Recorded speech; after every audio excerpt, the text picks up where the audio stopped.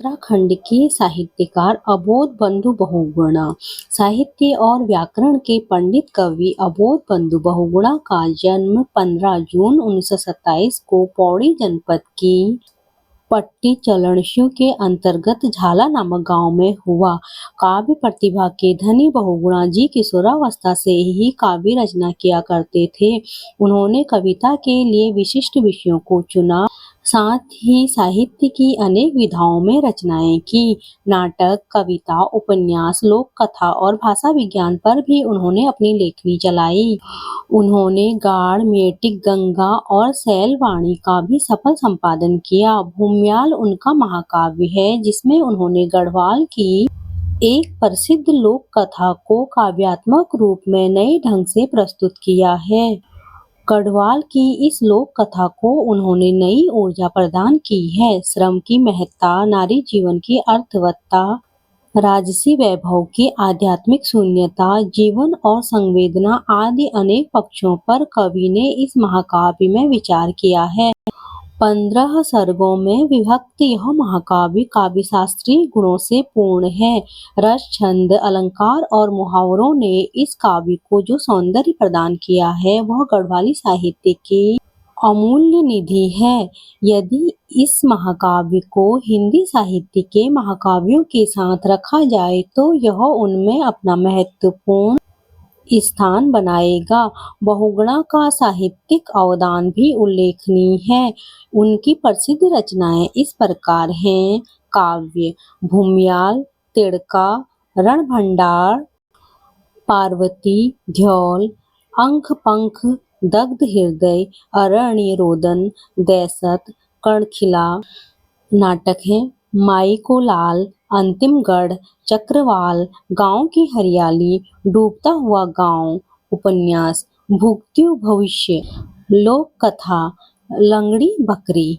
व्याकरण की रूपरेखा गाड़, मेटिक गंगा और शैलवाणी का इन्होंने संपादन किया। भूम्याल लोक कथा गढ़वाली भाषा में लिखा गया अबोध बंधु का महाकाव्यात्मक रचना। इसके भावानुवाद के माध्यम से हम उत्तराखंड के गढ़वाल क्षेत्र की ये लोक कथा का रसास्वादन करेंगे। भूम्याल का अर्थ होता है बेचैनी। भूम्याल महाकाव्य के ऑल बेचैन मन से ली गई इन पंक्तियों में जीतू योद्धा के प्रेमी हृदय की बहुविध अभिव्यक्ति हुई है। कवि ने इन पंक्तियों में योद्धा जीतू बगड़वाल के उस रूप को रेखांकित किया है जब वह अपनी प्रेयसी को विरह वेदना में अकेले छोड़कर अपने कर्म को सर्वोच्च प्राथमिकता देता है। प्रेयसी के लिए ऐसे समय में सभी ऋतुएं व त्योहार फीके हो गए हैं। उसके चेहरे का उल्लास खो गया है। उधर जीतू भी अपनी प्रेमिका के विछोह को भुला नहीं पा रहा है। उसके मन मस्तिष्क को प्रेयसी के साथ बिताए गए क्षण व्यग्र किए हुए हैं। ऐसे समय में वह सोचता है, अक्सर लोग सोचते हैं कि उनके आसपास निर्देश मानने वाले लोग बने रहें। हर इच्छा की पूर्ति होने से जीवन की सारी लालसाएं पूरी हो जाती हैं, लेकिन ऐसा सोचना उचित नहीं है। पेट पूर्ति ही जीवन का अंतिम लक्ष्य नहीं है। जीवन में कई विविधताएं हैं, जिन्हें हासिल करने के लिए निरंतरता जरूरी है। एक निश्चित सांचे में ढली हुई जिंदगी एक रस्सी हो जाती है, जिससे वह अर्थहीन सी लगने लगती है। भौतिक संसाधन जीवन के सुख को बढ़ाते नहीं बल्कि सुखा देते हैं। ऐसे में मन खोया सा रहता है और नेत्र अश्रु से भरे रहते हैं। सांसारिकता फीकी लगने लगती है। कवि कहता है कि मन की सत्ता के आगे धनी एवं निर्धन सबका समान महत्व है। मन से उठी बात पर अमल न करने से भविष्य में पछतावा ही हाथ लगता है। युवावस्था फिर नहीं लौटती, इसलिए अपनी भावनाओं को नहीं दबाना चाहिए, जिससे सिवाय पश्चाताप के कुछ हासिल नहीं होता। यह भी जरूरी है कि किसी काम के लिए बहुत जल्दबाजी भी नहीं करनी चाहिए, क्योंकि इससे भी लक्ष्य हासिल न होने पर मन अतृप्त ही रहता है। लोक कल्याण के कार्यों में लीन होने से जीतू जीवन को भूल जाता है। इसी दौरान नभ में गहरा कुहासा छाने पर वह सोचने लगता है, कि जीवन के सुखद पलों को परदेश में उसने अनजाने में बिता दिया। उसके मानस पटल पर जीवन की कई सुखद यादें तरोताजा होने लगती हैं और वह अपनी प्रेयसी की यादों में खो जाता है। वह अपने मन में अपनी प्रेमिका भरणा के उस चित्र की कल्पना को रेखांकित करने लगता है जब वह मायके में घास लकड़ी के लिए वन की ओर जा रही होगी और उसकी आंखों में वह समाया हुआ होगा। जीतू के मन में प्रेमिका भरणा के लिए स्नेह का सरोवर भरा हुआ है। वह खोया खोया सा कई बातें सोचने लगता है। जीतू कल्पना करता है कि उसकी भरणा अपनी विरह वेदना को किसी से नहीं कह पा रही होगी और वह उस पीड़ा से उत्पन्न अश्रुओं को भीतर ही भीतर पी रही होगी। वह वनों में अकेले विचरण कर रही होगी या फिर प्रिय की याद आने पर घुटनों में सिर छिपाकर रो रही होगी। जीतू सोचता है कि भरणा मेरी याद आने पर उन लोगों के बीच पहुंच जाती होगी जो सबसे बेखबर होकर अपने कामों में मशगूल होंगे। वह विरह वेदना से निकले आंसुओं से भरे आंखों को छिपाने के लिए बार बार पानी से मुंह धो रही होगी। कथानायक जीतू अपनी प्रेयसी की याद में पूरे शरीर में अजीब सी सिहरन का एहसास करता है। यह अनुभूति उसे सुखद एहसास से भर देती है। उसके होठों पर धीमी मुस्कान बिखर जाती है। उसके होंठ भरणा की याद में मध्यम स्वर में फुसफुसाने लगते हैं। ऐसे में लगता है जैसे ऊंचे ऊंचे पर्वत से कोई जलप्रपात की आवाज में प्रेम का संगीत बज रहा है। वह गुनगुनी धूप में सकुचाती हुई मुझे पुकारती खुबुती की तरह विचरण कर रही होगी। वह कभी चंद्रमा में मेरे अक्स को ढूंढती होगी तो कभी अपनी ही प्रतिछाया को एकाकार करने के लिए लपकती होगी तो कभी अपने से ही कल्पना में सुंदर बातें करती होगी। प्रेमी जीतू विचारों में खोया हुआ है। वह अपनी प्रेमिका के साथ बिताए पलों को याद कर सुखद जीवन के एहसास का चित्र खींच रहा है। वह सोच रहा है कि जब भोर होते ही उसकी प्रेमिका पानी के लिए जल स्रोत में जाती होगी तो उसके स्पर्श से कमल भी खिल जाते होंगे। वह अपने पैरों के आभूषण झुंझुरियों की झनकार से कभी स्वयं ही चौंक जाती होगी, कभी वह अनजाने भय से भयभीत होकर पेड़ों की छांव में इधर-उधर भटकती होगी, फिर थक हार कर किसी शिला पर निढाल होकर लेट जाती होगी, कभी मेले थोलों में जाती होगी तो कभी प्रिय की याद आने पर प्रिय दर्शन के लिए अपनी हमउम्र बालाओं के साथ पर्वत की चोटी पर पहुंचकर दूर दूर तक निहारती होगी। जीतू अपनी प्रेमिका को लेकर कल्पना लोक में खोया हुआ है। वह चित्र खींच रहा है कि वह भरणा मुझसे मिलने के लिए पहाड़ को लांघकर दूसरी ओर पहुंचती है। वनों की झाड़ियों और पेड़ों की शाखाओं में फंसने के बावजूद उसके चेहरे पर प्रिय दर्शन की उम्मीद में प्रसन्नता के भाव होंगे और उत्साह में पसीना पोंछती होगी। उसके पास प्रेमी से मिलने पर सुंदर बातों की पोटली होगी। जीतू कल्पना करता है कि उसकी प्रेयसी घनी घटाओं के बीच उछल कूद करती होगी तो कभी गर्मी के दिनों में खेतों के किनारे किनारे दिशाबोध के बिना घूम रही होगी। वह कभी अपने आप मधुमक्खी की तरह भिनभिना रही होगी तो कभी मेरी याद आने पर रूठती भी होगी। कथानायक जीतू कल्पना करता है कि नभ में उमड़ते घुमड़ते बादलों और मोर की आवाज से उसकी विरह ज्वाला और अधिक धधक रही होगी। दिन भर आंसुओं के बहने से थकी आंखों में नींद तो होगी लेकिन प्रेमी का बिछोह उसे सोने भी नहीं देता होगा।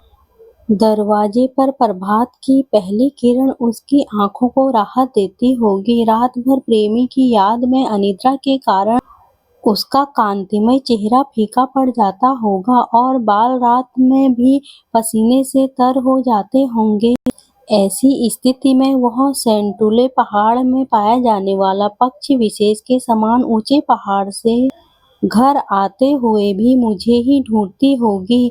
अपनी माँ की प्यारी, पिता के हृदय की ज्योति और मर्यादा से परिपूर्ण मुझे वह अपने कलेजे के टुकड़े की तरह अच्छी लगती है। जब वह अपने सुंदर पगों को आगे बढ़ाते हुए पीछे मुड़कर देखती है तो शरीर पर लिपटी चोटी को देखकर वह खुद भी शर्मा जाती है। कथानायिका भरणा की शोक अदाएं जीतू को बेचैन कर देती हैं। वह उसकी यादों को साकार करते हुए कहता है कि अपनी सहेलियों के बीच विचरण करती हुई वह उस डाल की तरह लगती है जिसकी लताएं सुंदर और झबरीली हों।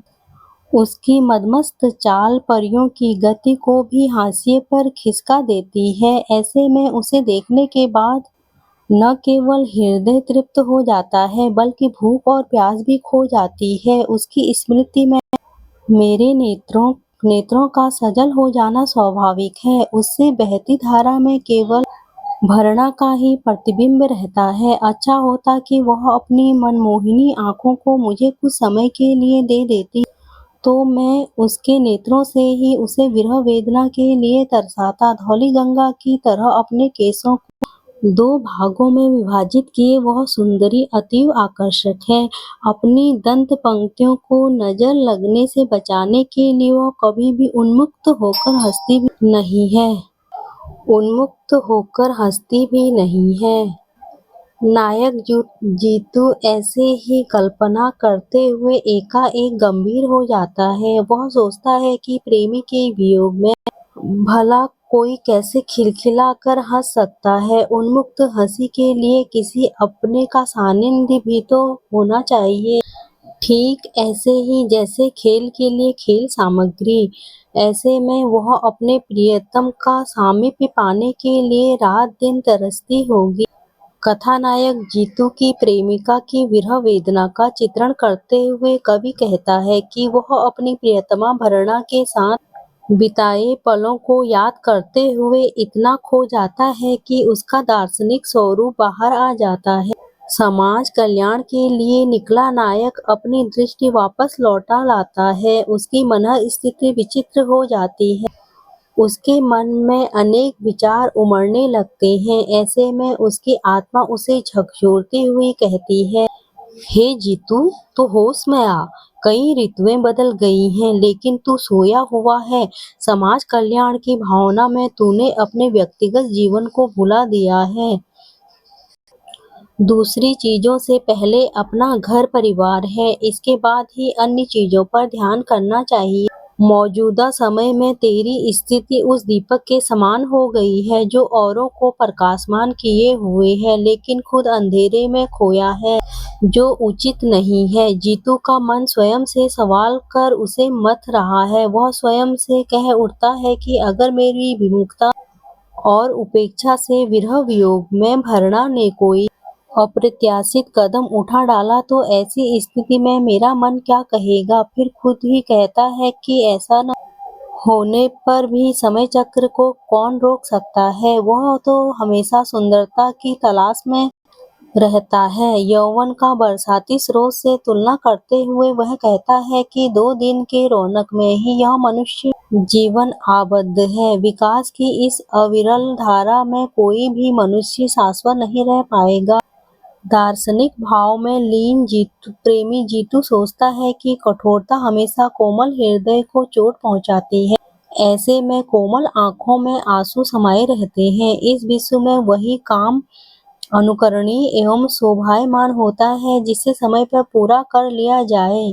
कवि कहता है कि सावन के महीने में केवल हरियाली ही दिखती है, उसमें पतझड़ नहीं दिखता। इसलिए समयबद्ध कार्य करने में ही बुद्धिमानी है, उसके बाद पछतावा करना बेकार है। जीतू कई दिनों तक विचार मंथन में डूबा रहता है। वह स्वयं से कहता है कि आज उसकी इच्छाएं हाथ पसारे खड़ी हैं, लेकिन कल अगर उसे कहीं बाहर ढूंढना पड़े तो बेकार ही है। इसी तरह के विचारों का मंथन करते हुए वह खुद अपने भीतर विरह अग्नि को महसूस करता है। वह महसूस करता है कि उसके लिए सुबह बेचैन करने वाली है तो दोपहर संताप देने वाली है, ऐसे ही सायं गमगीन करने वाली है, लेकिन कोई उसकी विरह वेदना की स्थिति को महसूस नहीं करता।